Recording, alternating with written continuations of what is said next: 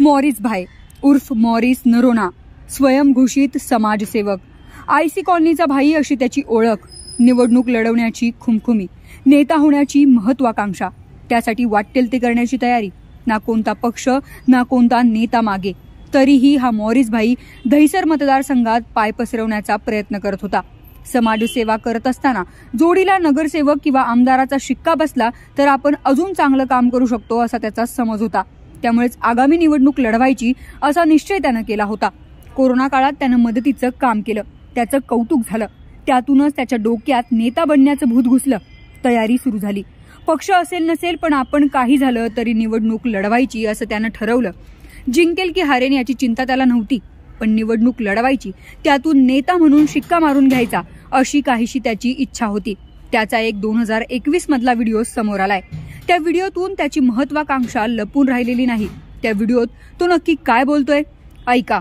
त्यानंतर ही हत्या का झाली असावी याचा तुम्हाला नक्कीच अंदाज येईल। बहुत सारे लोगों का कॉल आ रहा है, मॉरिस भाई आप इलेक्शन लड़ रहे हो क्या? 1 नंबर वार्ड से 8 नंबर वार्ड से हमारा परिवार ये बार कंटेस्ट करने वाला है, या तो 1 नंबर वार्ड से या तो 8 नंबर वार्ड से, या तो इंडिपेंडेंट या तो कोई पार्टी का टिकट लेके। मगर मैं चाहता हूं कि ये जो 17 साल से जो मैं सेवा कर रहा हूं और ये कोविड के टाइम पे जो हमने लेगेसी बनाई है सेवा करने की, इसको एक स्टेप आगे लेके जाते हैं। देखो, सेवा तो मैं विदाउट पॉलिटिक्स भी कर सकता हूं, मगर जो पॉलिटिक्स में रह के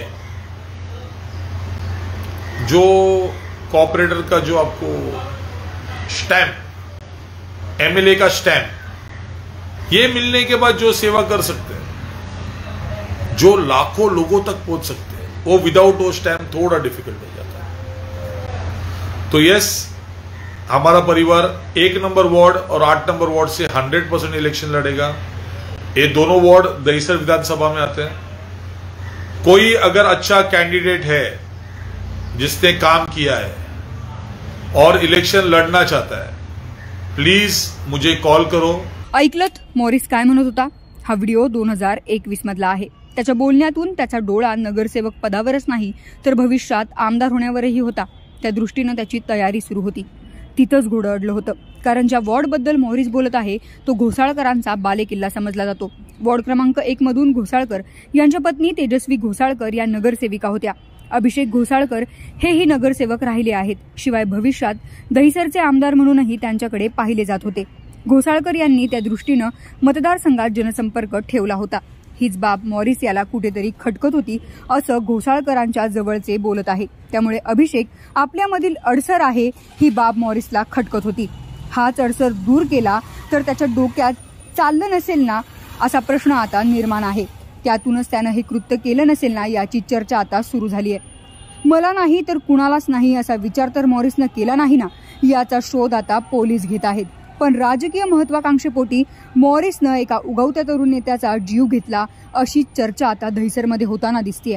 ब्युरो रिपोर्ट, लोकमत.com, मुंबई।